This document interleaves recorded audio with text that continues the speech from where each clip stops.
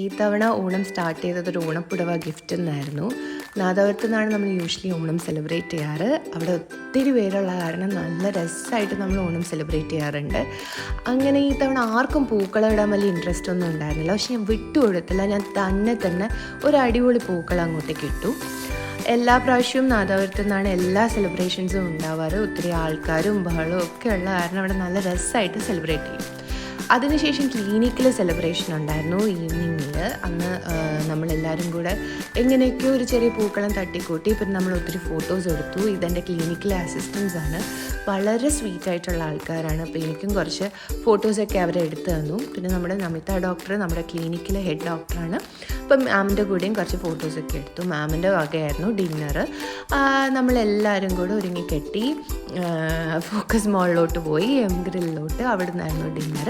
വെജും നോൺ വെജും എല്ലാം ഉണ്ടായിരുന്നു. ക്ലിനിക്കിൽ യൂഷ്വലി ഇങ്ങനെ ഓണം സെലിബ്രേഷൻസ് ഒന്നും ഉണ്ടാവാറില്ല. But this time I am really grateful that I was with them.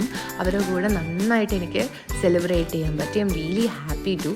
അപ്പം നിങ്ങളുടെ ഓണം എങ്ങനെ ഉണ്ടായിരുന്നു എന്ന് കമൻറ്റ് ചെയ്യൂ.